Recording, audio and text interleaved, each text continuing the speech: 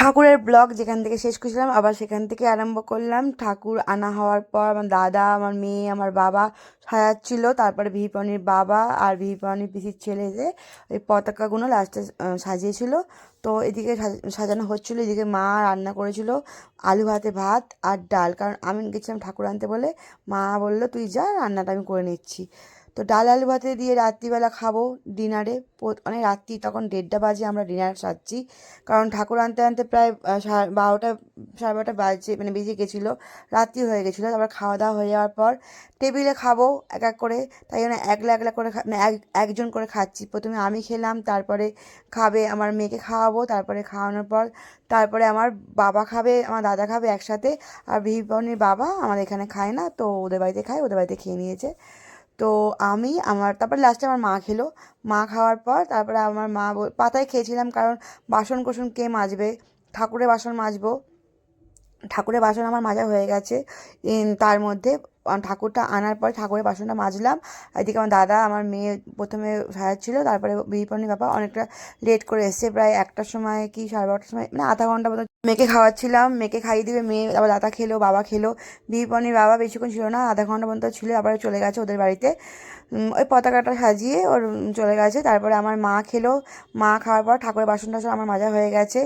মা বললো টুকটাক বাসন যেটা খাবারের বাসন আছে সেগুলো মেজে নেবে এখন, আমাকে বললো মাজতে হবে না, ঠাকুরের বাসন মাজলাম বলে। আর আমি সকালে যেগুলো রান্না হবে সেইগুলো আমি জোগাড় করছিলাম, শাক কাটছিলাম, তারপরে ফুলকপি, আলু, যেগুলো দরকার ছিল, মানে যেন খাবারে যেগুলো আনা হয়েছিল সবজি, সেগুলো কেটে রাখছিলাম আলু বাদ দিয়ে। আলুটা সকালবেলা কাটা হয়েছিল, কারণ আলু রাত্রিবেলা কাটলে দাগ দাগ কালো কালো হয়ে যায় বলে মা আলুটা কাটতে দেয়নি। শাকটা কাটছিলাম, কাটতে কাটতে ওরা, আমার দাদা, আমার বাবা, আমার মেয়ে সাজাচ্ছিলো এদিকে।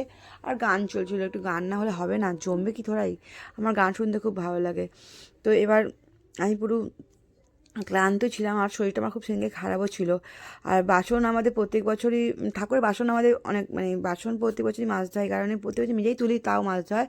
তো কী করেছে এটা, ওই কড়াইশুঁটি করেছিলাম, কুল আছে, ফুলকপি কেটেছিলাম, বেগুন ভাজা করবে বলে বেগুন, সব সবজি কাটা, মানে কাটা হয়েছিল। এবার এগুলো সাজানো হয়েছিল, আমার দাদা এগুলো সাজিয়েছে। আর এই পতাকা যেগুলো বাইরে আছে, পিছনে আছে, সেগুলো বিহিপনির বাবা লাগিয়েছিল, মানে ঠাকুরের পিছনটা লাগানোর পর চলে গেছে। পরের দিন সকাল হলো, সকাল হওয়ার পর মেয়েকে হলুদ দিয়ে স্নান করাবো। তো মেয়ের স্নান হয়ে গেছে, আমারও স্নান হয়ে গেছে, আমি এবার সিঁদুর পরছি। এবার সিঁদুর পরার পর আমি এবার মেয়েকে শাড়ি পরাবো, কারণ মেয়েকে আমাকে সাজাতে হয়, বাচ্চা তো সাজতে পারে না, তাই না আমাকে সাজাতে হয়। তো এর মধ্যে বাবানের সাথে একটুখানি মজাও করছিলাম, বাবান বড্ড আমার পিছনে লাগছিলো, কিছু একটা বলছিল, আমি যাচ্ছিলাম রেগে, মানে আমি তাড়াতাড়ি করছিলাম, আর বাবান আমাকে দেরি করে দিচ্ছিলো, এইটা ওইটা সেটা করে। বাবান এই শাড়িটা পরবে, এই শাড়িটা বিহিপনির বাবা কিনে এনেছিলো আগের দিন রাত্রিবেলা। ব্লাউজ, সায়া আর শাড়িটা কিনে এনেছিলো, কারণ ব্লাউজ সায়াটা ওর গায়ে হচ্ছিলো না, তাই জন্য। আর শাড়িও আছে, কিন্তু শাড়ি ওর নেশা, কিনতেই হবে প্রত্যেক বছর একটা করে শাড়ি। ওর কতগুলো যে শাড়ি হলো, যে কী বলবো। প্রতি বছর একটা করে শাড়ি আমার বাবাই দিত, প্রতি বছর শাড়ি, ছোটো থেকে আমার বাবাই ওকে শাড়ি দিয়েছে প্রতি বছর। কিন্তু এই বছরে বাবার শরীরটা খারাপ বলে আমি আর বাবাকে বললাম তোমাকে আর দিতে হবে না। ভেবেছিলাম শাড়ি কিনবো না, কারণ অলরেডি আমার মেয়ে 5খানা 6খানা সরস্বতী ঠাকুরের পরার মতো শাড়ি আছে, আর সবই নতুন নতুন শাড়ি। তো প্রত্যেক বছর একটা করে শাড়ি কেন কিনবো আমি বুঝতে পারি না। তো যাই হোক, ওর বাবা শাড়িটা, ওকে বাবাকে বললো শাড়ি আনতে। তো ওর বাবা শাড়ি এনেছিলো, বিহিপনির বাবা একটা শাড়ি কিনে, এই শাড়িটা বিহিপনির বাবাকে এনেছিলো। মানে ছোটো থেকে বিহিপনির দাদাই সরস্বতী পুজোতে দাদাই গিফট থাকতো প্রত্যেক বছর, শাড়ি শাড়ি দেবে এরকম ব্যাপার একটা থাকতো। দাদাই থেকে চাইতো না, কিন্তু দাদাই মানে ভালোবেসে দিদিভাইকে শাড়ি দিত একটা করে। তো এই বছর দাদাইকে আমি বারণ করেছি বলে দাদাই দেয়নি, বললেই দিত, সেরকম ব্যাপার না। তো যাই হোক, মেয়েকে শাড়ি পরাচ্ছিলাম, প্রথমে শাড়ি পরালাম মেয়েকে, মনে হয় ভুল, মানে উল্টো শাড়ি পরে ফেলেছিলাম, তাড়াহুড়ো করছিলাম, কারণ রান্না করতে হবে, জোগাড় করতে হবে, বাউনমশাই আসবে 11টার মধ্যে, তার মধ্যে স্নান করেছি, মেয়ে স্নান করেছে, ঘরের বাসি কাজ সেরেছি, মানে বাড়িতে তো প্রচুর কাজ থাকে না। তারপরে মা স্নান করবে, বাবা স্নান করবে, সবাই স্নান করবে, আমাদের একটাই বাথরুম। আর বিহিপনি বাবা আমাদের বাড়িতে থাকে না, ওদের বাড়িতে থাকে, তো ওদের বাড়িতে স্নান টান করে আসবে এখন।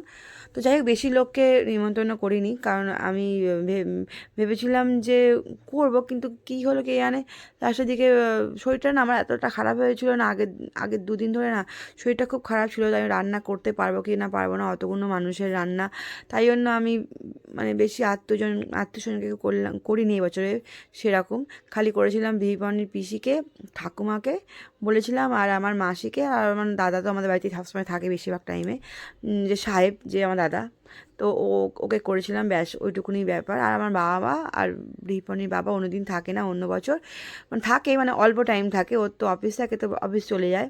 তো এবছর যেহেতু সানডে ছিল সেই জন্য বাড়িতেই, মানে পুজোর সময় বাড়িতেই ছিল। তো মেয়েকে এইদিকে রেডি করছিলাম, করতে করতে আমার মাথায় খালি টেনশন হচ্ছিলো কখন মানে ওকে রেডি করতে করতে আমার মাথায় তাড়াহুড়ো করছিলাম যে কী করে যে রেডি করবো বুঝতে পারছি না। শাড়ি আবার ঠিক করলাম, ঠিকঠাক করার পর তারপরে আমার দাদা এলো, দাদাকে বললাম যে তুই ঘটে, দাদা বাবা মিলে ঘরটা সাজাচ্ছিলো, সে ঘটে সিঁদুর লাগায় না, সিঁদুর, তারপরে কলা গাছ, ডাব ওসব মানে দিচ্ছিলো দরজার গোড়াটা। তো আমার বাবা আমার দাদা ওগুলো আমি বাবাকে হেল্প করি, কিন্তু আমার দাদাকে বললাম, আমার দাদা অনেকটা হেল্প মানে এলে না অনেকটা হেল্প হয় আমার। তো বাবা দাদা মা মানে সবাই হেল্প করছে, মানে হেল্প করেই সবাই, অ্যাকচুয়ালি একটা পুজো একটা সবাই হেল্প না করলে হয় না। তারপরে বাবানকে মানে সাজিয়ে গুজিয়ে দিলাম বাবানকে, আমি না সাজালে বাবান সাজতে পারে না, ঠিক আছে, আবল তাবল সাজবে, আমার রেগে যাই আমি চাই না আমার মেয়ে লিপস্টিক মাখুক, মানে আমার মেকআপ টেকআপ কিছু করতে দিই না আমি, শুধু জাস্ট ঠান্ডাতে জনসন ক্রিম মাখতে হয়, ক্রিম মাখে আর গরমকালে পাউডার, এছাড়া কাজল, একটু কাজল আইলাইনার না পরলে নয়, বাচ্চাদের তাও আইলাইনারটা সবসময় পরে না, কাজলটাই পরে। তো আর লিপস্টিকটা আমি পছন্দ করি না যে লিপস্টিক মাখুক ঠোঁটেতে, ওর লিপ বাম আছে, ওকে লিপ বাম কিনে দিয়েছি, লাল একটা পিঙ্ক একটা, ওইগুলোই মাখে। লিপস্টিক না সরি লিপস্টিক কোনো দিন ও মাখে না, হয়তো কোনো প্রোগ্রাম এমন আছে, হয়তো স্কুলের প্রোগ্রাম বা কোথাও, সেখানে অবশ্য বলে না, বেশি রিচ মানে বেশি রিচ বলছে বেশি, মানে ভুলে যাচ্ছি কথা, মানে বেশি মানে বেশি কিছু সাজতে বলে না, জাস্ট হালকার উপর সাজতে বলে, কিন্তু আমার মেয়ে যেহেতু স্কুলের প্রোগ্রাম, একটু লিপস্টিক না পরলে হবে, ওই এক আধ দিন বছরে একবার হতেই পারে, তাই না, বাচ্চা মেয়ে। যাই হোক, আমার মেয়েকে সাজানো হয়ে গেছে, সাজানো হয়ে যাওয়ার পর আমি পরে শাড়ি পরবো, কারণ আগে আমি জোগাড়টা করে নিই, নাইটিটা পরে, জানি নাইটিটা পরে জোগাড় করাটা ঠিক না, যাই হোক তাড়াহুড়ো করছিলাম, একলা হাতে না মা দুর্গার মতো হয়ে যাই আমি মাঝে মাঝে, ঠিক আছে, 10খানা হাত নেই অবশ্য আমার, কিন্তু আমি 10খানা হাতের মতনই কাজ করতে হয়।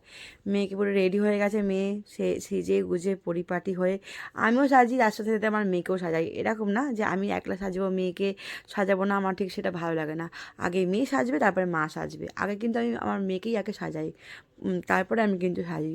তোমরা ভেবো না যে আমি আগে সেজে আমার মেয়েকে আগে সাজাই, মানে পরে সাজাই, এরকম না, আগে আমার মেয়ে সাজবে তারপরে আমি সাজবো। যখনই কোথাও যাই না কেন ঘুরতে বা যেখানেই যাই প্রোগ্রাম হোক না কেন, আগে আমার মেয়ে সাজবে তারপর আমি সাজবো। এদিকে ঠাকুরের পুজোর জোগাড় করছিলাম, জোগাড় করতে করতে তো দাদা ওই যে বললাম ঘটে ওই ডাব লাগাচ্ছিলো দাদা বাবা, ওই বালি মানে ঠিক করছিল, তারপরে ওই কাটছিল হোম হওয়ার জন্য। যাই হোক আমার এদিকে জোগাড় হয়ে গেছে, এবার একটু রান্নার জোগাড় মানে ঠাকুরের জোগাড় হয়ে গেছে, এবার রান্নার দিকে এসেছি। আমি বেগুন ভাজা আলু ভাজা ভাজবো, শাক সবজিগুলো সব ধোয়া হয়ে গেছে, আগে সব ধুয়ে নিয়েছিলাম, জোগাড় করার পর আগে সব ধুয়ে নিয়েছিলাম, কারণ ধুতে টাইম লাগবে, ধুতে ধুতে রান্না করা যায় না, তাই না, আমি সব কিছু জোগাড়জাতি করেই রান্নাটা করি, কারণ সুবিধা হয়, এটাই হচ্ছে ব্যাপার।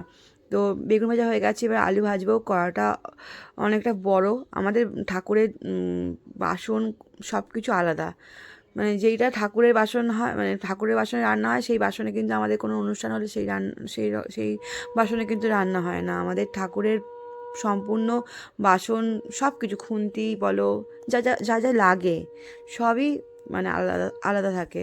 তো বাবানের বই দিয়েছি, এখানে ফুলদানিটা দিচ্ছি, 2খানা ফুলদানি দিয়েছিল আমার মেয়ের হ্যাপি বার্থডে 5 বছরে হয়েছিল, 2খানা ফুলদানি কেউ আমার মেয়েকে গিফট করেছিল, বেশ ভালোই উপকার করেছে গিফটটা করে, সুন্দর সুন্দর 2টো ফুলদানি। আর ঠাকুরকে এরকম করে সাজানো হয়েছিল যেহেতু একটা ভালো একটা দিন ছিল সেই জন্য।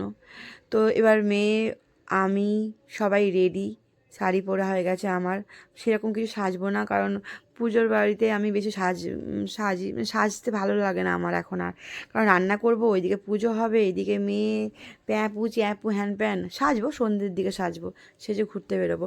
বাউন এসছে, বাউন পুজো করছে, বাউন মশাই, আর তারপরে আমার ননদ আর আমার শাশুড়ি এলো, আমার মাসি এলো। তো মোটামুটি আমার সব কিছু রেডি হয়ে গেছিলো। তারপরেও কিছু কিছু কাজ থেকেই থাকে, তখন আমার ননদ অনেকটা হেল্প করে দিয়েছে, তারপরে মাসি অনেকটা হেল্প করেছে, মা হেল্প করেছে, আর আমার বাবাও হেল্প করেছে, দাদা হেল্প করেছে, সবাই আমার মানে সবাই মিলেই হেল্প করেছে। মানে সবাই একটা হেল্প না, একটু আধটু না হেল্প করে না হয় না। তো তো যাই হোক, অনেকটা আমি অনেক কিছু করেই রেখে দিয়েছি, লাস্টের দিকে একটু একটু হেল্প মানে করেছে সবাই। তো অনেকটা উপকারও হয়েছে করাতে, কারণ একলা পক্ষে আমি হিমশিম খেয়ে যাই। তো শাকটা যতক্ষণ পুজো হচ্ছিলো ততক্ষণ আমার মেয়ে শাক বাজিয়ে গেছে। ও মানে মানে কি বলবো, শাক বাজাতে শিখেছে, তো আমি ওকে শাক বাজাতে শিখিয়েছিলাম বলে ও সারাক্ষণ শাক বাজিয়েই যাচ্ছে, শাক বাজিয়ে যাচ্ছে। আমি না সবসময় ভালো জিনিসগুলো আগে ওকে শিখিয়ে দিই, শাক বাজানো, ধূপ দেওয়া, মানে কী করে ঠাকুরকে পুজো করতে হয়। আমি ওকে বসিয়ে বসিয়ে আমি প্রথমে মানে বলতাম যে আমাকে দেখে দেখে দেখ, আমাকে দেখ। মানে পুজো করতো যখন, ছোটো থেকেই পুজো করতো যখন, সবসময় আমি আমার কাছে নিয়ে বসতাম। আমি ওকে অবশ্য শিখিয়ে দিইনি কোথায় কী পুজোটা করতে হবে, কিন্তু ও আমাকে সম্পূর্ণ আমার বাড়িতে প্রচুর পুজো হয়, আমার মা, আমি, মেয়ে,